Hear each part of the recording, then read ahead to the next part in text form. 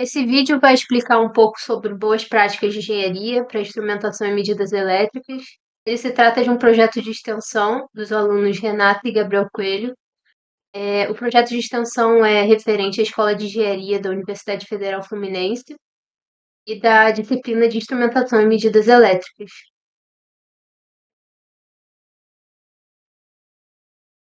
A gente vai apresentar uma breve introdução, um contexto de onde se insere a disciplina, uma fundamentação teórica e dois exemplos. Só explicando brevemente do que se trata um projeto de extensão. O projeto de extensão na UF é algo que fazemos nas disciplinas de ciclo básico, e o objetivo é trazer um pouco do conhecimento adquirido em aula para a comunidade, trazer informações que podem ser úteis em situações de vida real. Um breve contexto sobre a disciplina, basicamente a gente não pode simplesmente medir grandes elétricas só botando um multímetro no circuito. Em muitos casos isso não é uma solução palpável, principalmente quando há alta tensão, alta corrente, isso pode trazer um risco à segurança de quem está realizando a medição ou até mesmo um risco para o circuito como um todo.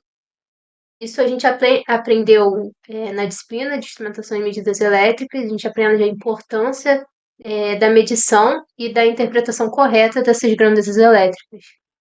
E por meio dessas medições, a gente pode verificar se um aparelho está funcionando corretamente, identificar falhas, além de garantir a segurança de pessoas e instalações. Ok. Agora entrarei conversando rapidamente sobre a fundamentação teórica para o melhor aproveitamento desse vídeo.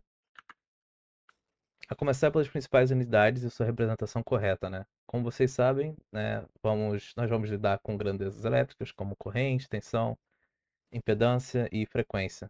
E dentre outros mais, como os prefixos de ordem de grandeza, como os expostos na tabela à direita. Né? Então, o volt é representado pela V maiúsculo, ampere, A maiúsculo, ohm, o símbolo ohm na letra grega, e hertz, as letras H maiúsculo seguido pelo Z, certo? E os prefixos de grandeza, né? Óbvio que aqui na tabela existem muitos mais expostos, mas vamos focar do quilo, né, que é de 1000, até o milli, que é dividido por 1000. É uma faixa bem popular de medidas. Né? Uma breve explicação, que muitos devem estar familiarizados com os termos corrente contínua e corrente alternada.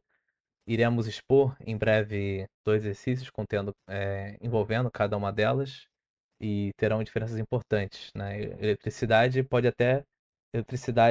não é tão simples, né? Ela tem diversas formas na qual ela se apresenta e se manifesta no nosso sistema. E uma lista breve de várias boas práticas de se ter em instrumentação, né? Nunca medir grandezas acima da capacidade de um instrumento, pois isso apresenta um risco à integridade dele, né? Ele pode pifar, estragar.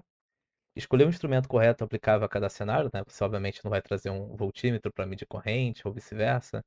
Às vezes você pode trazer mais instrumentos do que o necessário, menos instrumentos do que o necessário. Então é sempre bom listar exatamente o que você quer descobrir antes de começar a trazer as coisas ou deixá-las trazer. Você vai fazer medição em corrente alternada e contínua, né? Geralmente isso é uma questão só da interface ali, né? Da questão de mexer nos botões do seu aparelho, se ele tiver como medir dos dois modos, ou às vezes são em aparelhos distintos. Verificar a escala, classe de exatidão e categoria de segurança. Isso também é verificável no aparelho ou na embalagem na qual ele veio, ou no site do fornecedor que você adquiriu. Usar sensores, transformadores de corrente, shunts ou transistores quando necessário, né? Equipamentos, são materiais auxiliares que nos ajudam a melhorar o nosso trabalho de medição e instrumentação. Às vezes, alguns cenários, como de medição em alta potência, pode ser necessário utilizar alguns equipamentos adicionais que serão vistos em breve. Desligar o circuito quando possível antes de alterar conexões, né, para evitar que ocorra alguma descarga, seja alguma descarga que danifique algum dos equipamentos, o seu circuito ou ao usuário, né, você que está mexendo ali. E usar isolamento adequado e equipamento de proteção individual, certo? É o básico ali para evitar danos humanos. Fazendo um breve exemplo aqui, como dissemos anteriormente, a gente tem que respeitar a capacidade do instrumento para realizar a medição. Então, aqui o exemplo um, a gente traz isso com a medição de uma corrente alternada de uma carga de até 600 amperes e 132 quilovolts. Ou seja, essa corrente é muito elevada para você medir num amperímetro comum, né? Um amperímetro geralmente mede até cerca de 5 amperes. Então, aqui passa a ter que ser usado um equipamento conhecido como TC, é o transformador de corrente, para realizar essa medição. Então, esse transformador de corrente vai reduzir essa corrente no seu secundário e nesse secundário vai ser realizada a medição. Como isso funciona exatamente? Eu trouxe aqui um esqueminha para explicar. Posso Então, passar? Perdão.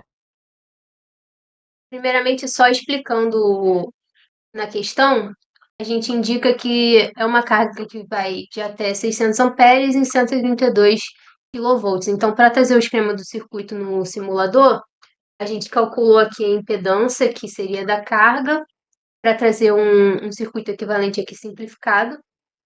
Então, usando a primeira lei de Ohm, a gente tem que a impedância seria 220 ohm.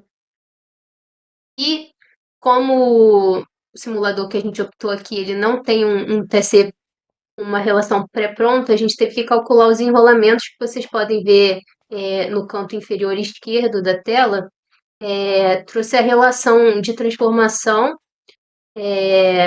trazendo também a proporção entre o número de espiras e também a proporção entre as correntes do primário e secundário. E assim a gente calculou o número de espiras necessário no secundário e no primário para que o TC simulado realizasse a relação de transformação que a gente desejava.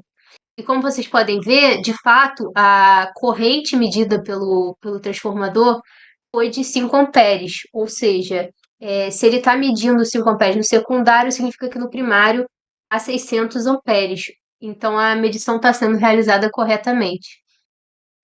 Isso é só um exemplo de como é o funcionamento do TC, e o TC é um equipamento muito usado para medição de corrente alternada em caso de alta tensão, alta corrente.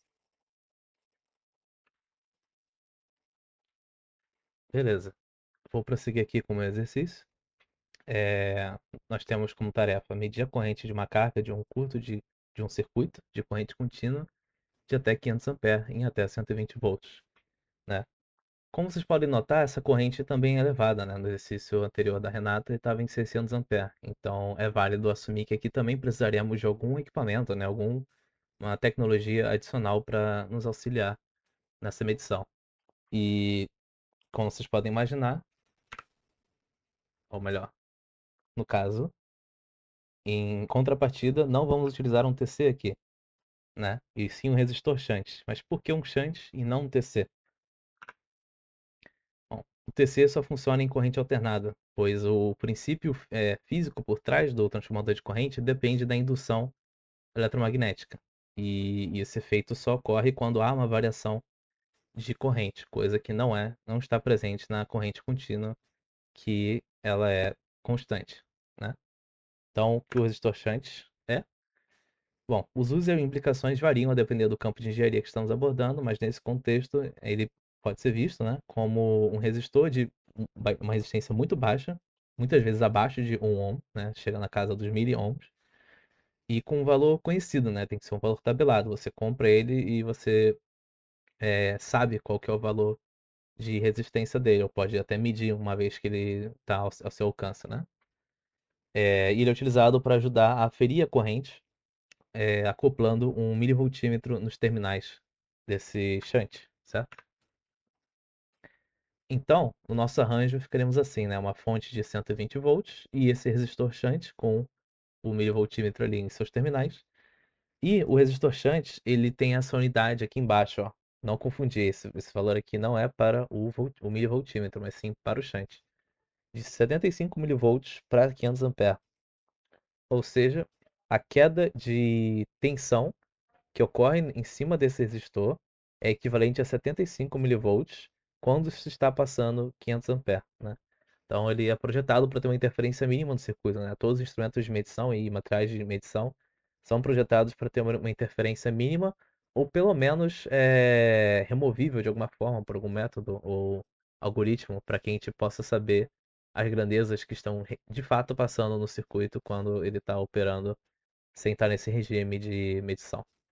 Mas bom, de qualquer forma, muito obrigado a vocês pela atenção e espero que tenham gostado desse material.